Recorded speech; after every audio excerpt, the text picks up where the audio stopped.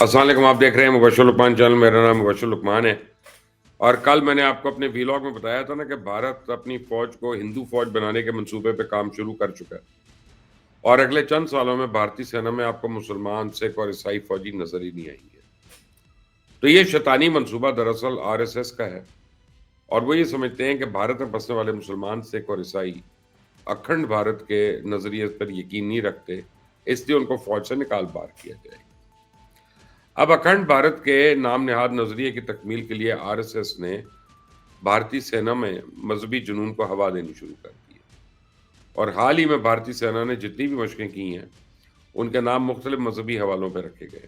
امبالہ میں تعینات بھارت کی اسٹرائک کور کا آج کل رام پرہار کے نام سے ایک امپورٹنٹ مشق کر رہی ہے. اور اس مشق کا نام اس بات کی گواہی دیتا ہے کہ بھارتی سینا پاکستان کے ساتھ جنگ کو ایک مذہبی فریضے کے طور پہ لے رہی ہے. رام پرہار نامی اس مشق کا بنیادی مقصد اس بات کی جانچ ہے کہ کیا بھارتی سینا پاکستان میں گھس کر کسی ایک علاقے پہ قبضہ کر سکتی ہے. وہ جو کولڈ اسٹرائک ڈاکٹرین تھی ان کی، وہ کولڈ اسٹرائک ڈاکٹرین جو ہے اس وقت تو فیل ہو گئی، اب یہ سوچ رہے کہ دوبارہ زندہ ہو سکتی ہے.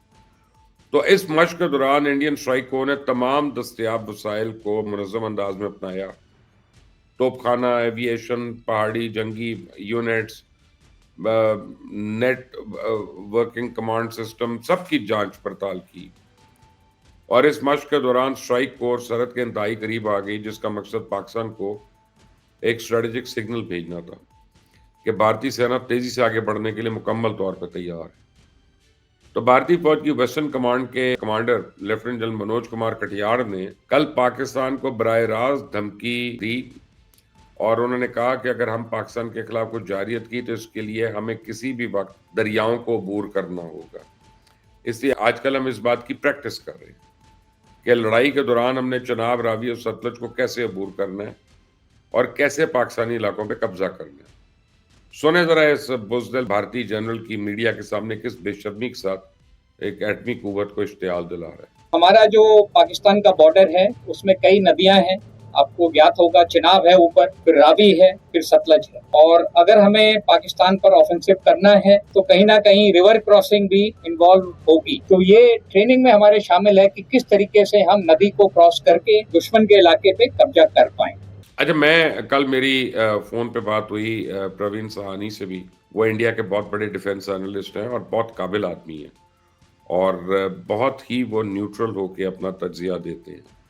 And he is a very widely respected analyst, defence analyst. تو میں نے ان کو کہا کہ جناب کیا آپریشن سندور پارٹ 2 ہونا ہے؟ تو انہوں نے کہا لقمان صاحب آپ کا سوال غلط ہے. آپ کو میں یہ بتا دوں یہ سوال ہی نہیں کرنا چاہیے، کیونکہ دونوں انڈیا اور پاکستان مکمل تیاری میں ہیں، اور شاید اور تیاریاں بھی کر رہے ہیں. تو یہ کس لیے کر رہے ہیں؟ تو آپ اس بات کا خود جواب اب دے لیں. تو بیسیکلی وہ ٹائم لائن نہیں دینا چاہ رہے تھے، کیونکہ وہ ٹائم لائن کیسے دے سکتے ہیں؟ وہ کسی کے دماغ کے اندر تو نہیں بیٹھے ہوئے کہ وہ یہ بتائے کہ مودی ایسے سوچ رہا ہے یا مبشر لقمان ایسے سوچ رہا ہے. تو لیکن اب آپ نے یہ پچھلی جنرل کی بات سنی. میں آپ کو 1.5 مہینے سے کہہ رہا ہوں کہ ایکسائز کے بہانے بھارتی سینا کی سرحدوں کے قریب موجودگی خطرے سے خالی نہیں ہے. یہ طاق میں ہے، یہ موقع ملتے ہی وار کریں گے. آج ویسٹرن کمانڈ کے کمانڈر نے میری اس بات کی تصدیق کر دی ہے کہ وہ تو اب دریا عبور کرنے کے خواب بھی دیکھنے شروع ہو گئے ہیں. آپریشن سندور کی ناکامی کا داغ مٹانے کے لیے لیفٹیننٹ جنرل منوج کمار نے تو یہ بھی دعویٰ کیا کہ بھارتی سینا کو پاکستانی علاقے پہ قبضہ کرنے کے لیے تیار رہنا چاہیے، کیونکہ جب تک ہم ان کے علاقے پہ قبضہ نہیں کریں گے تب تک کوئی تسلیم نہیں کرے گا کہ ہم جیت گئے. ان کی بات ہی کوئی نہیں مانے گا. جب تک ہم زمین پر قبضہ نہیں کریں گے تو پاکستان مانے گا نہیں کہ ہم جیت گئے ہیں. تو ڈومین ساری ضروری ہیں، ہم ساری ڈومین میں لڑائی کی تیاری کر رہے ہیں، اور جو آپ گراؤنڈ پر دیکھ رہے ہیں یہ پھر لاسٹ مان کے چلی کہ ساری ڈومین کو ملا کر کے لاسٹ میں جو آپریشن ہونا ہے وہ یہی ہے جو آپ. بھارتی کور کمانڈر کے اس غیر ضروری بیان کے بعد کل سے سیاسی تجزیہ کار اس بات کا خدشے کا اظہار کریں کہ بھارت حملے کی پوری تیاری کر چکا ہے. لیکن میں سمجھتا ہوں یہ بات اتنی اہم نہیں ہے کہ بھارت کب حملہ کرے گا، بلکہ زیادہ اہم بات یہ ہے کہ بھارت کی آپریشن تیاری کیسی ہے.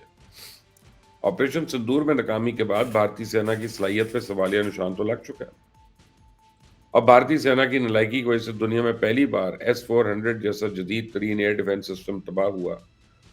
فرانس کے رفائل طیارے جو ہیں وہ ذلیل ہو گئے اور یہ سارے بھارتی سینا کی نالائکی کی اور انپروفیشنلزم کی بھینٹ چڑھ گئے. تو اسرائیل کی ڈرون ٹیکنالوجی وہ بھی بری طرح سے شکست سے دوچار ہوئی. بھارتی سینا نے الیکٹرانک وار فیئر میں بھی اپنی ناکامی سے کوئی سبق نہیں سیکھا. اس لیے تو آج راوی چناب اور ستلج کو عبور کرنے کی ڈینگے مار رہے ہیں.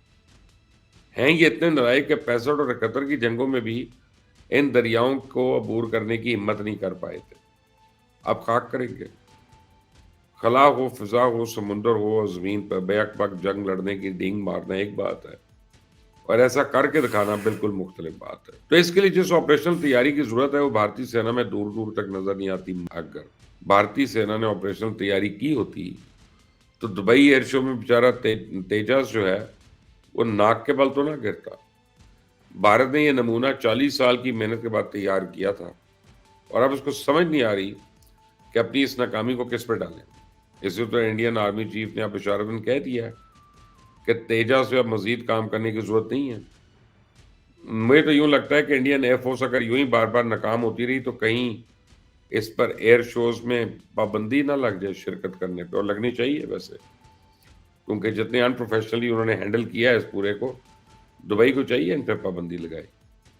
ویسے دبئی ایئر شو کی انتظامیہ تیجاس کی تباہی کے وجہ دریافت کرنے کی کوشش کر رہی ہے اور اس تفتیش میں اگر ان کو بھارت کے نالائکی کے شواہد مل گئے نا تو پھر انڈین ایئر فورس اگلے 5-10 سال دنیا کے کسی ایئر شو میں شرکت نہیں کر سکے گی. جہاں تک بات ہے زمین پہ قبضے کی، تو میں بھارتی سینا کو بتانا چاہتا ہوں آپ کے لیے ندی، نالے اور صحرا عبور کرنے کی ضرورت ہی نہیں ہوتی. آپ کے پاس دلیر پیرا ٹروپرز ہونے چاہیے جو کسی بھی علاقے میں اتر کر دشمن کو طبیعت صاف کر سکے. پاکستان کے پاس الحمدللہ ایسے ہزاروں سپوت ہیں، موجود ہیں. ایک اشارے کی دیر ہے اور آپ اپنی اسکرین پہ ان بہادر پیرا ٹروپرز کو دیکھ بھی سکتے ہیں. میں آپ کو بھارتی سینا کے ریٹائرڈ کرنل اویندر کی گفتگو سناتا ہوں. سنے وہ کن الفاظ میں پاک فوج کے جوانوں کی تعریف کر رہے ہیں. سچ بتاؤں تو صرف Pakistan army they are a bloody professional army. اگر بارش طوفان وفان پڑ رہا ہے ہلتے نہیں ہیں وہ. They have that great swag نا کہ we are the best nation in the world. وہ ہم کو وہ پری ویتنام ایرا والی آرمی سمجھتے ہیں ابھی بھی. ایسا نہیں کہ صرف بھارتی سینا کی قیادت ہی پاکستان کے خلاف جنگ کے منصوبے بنا رہی ہے، بلکہ اس کام میں بھارت کی سیاسی قیادت بھی پیش ہے. پہلے شیطان مودی اور اس کا چیلے یعنی صرف مرکزی وزیر کی پاکستان کے خلاف زہر اگلتے تھے. اب تو یہ بی جے پی کے وزرائے اعلیٰ بھی عوامی اجتماعات میں جنگ کی دھمکیاں دینا شروع ہو گئے. مہاراشٹر کے وزیر اعلیٰ نے اب ایک نیا دعویٰ کیا کہ پاکستان انڈیا پر حملے کے منصوبے بنا رہا ہے. یہ دلی دھماکہ اس سلسلے کی ایک کڑی ہے. سنیں ذرا بھارتی چینلز کے بعد اب بھارتی سیاستدان بھی بالی ووڈ کے اسکرپٹ پہ کام کرنا شروع ہو گئے. پاکستان جانتا ہے ہم سے لڑ نہیں سکتا، تو اس پرکار سے کوئی نہ کوئی گھٹنا کر کے اور پورے وشو میں اپنے پریزنس کو دکھانے کا کام اور بھارت کے خلاف اس پرکار سے سازش کرنے کا کام وہ کرتے رہیں گے.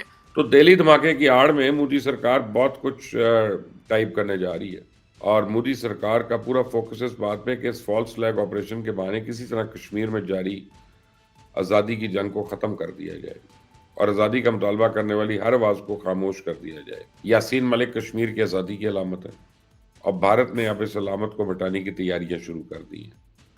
مقبوضہ کشمیر میں 1990 میں انڈین ایئر فورس کے 4 اہلکاروں کا قتل ہوا تھا. وہ مقدمہ ابھی تک چل رہا ہے.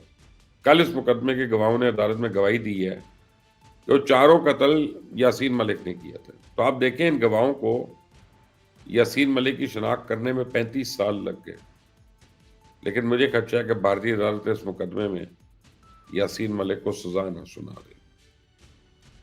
آپ بھی مجھے اپنی رائے دیجیے گا اس پورے ویلاگ کے اوپر. اس چینل کو سبسکرائب کرنا مت بھولیں، بیل آئیکن کو پریس کریں. انٹل دی نیکسٹ ٹائم، اللہ حافظ.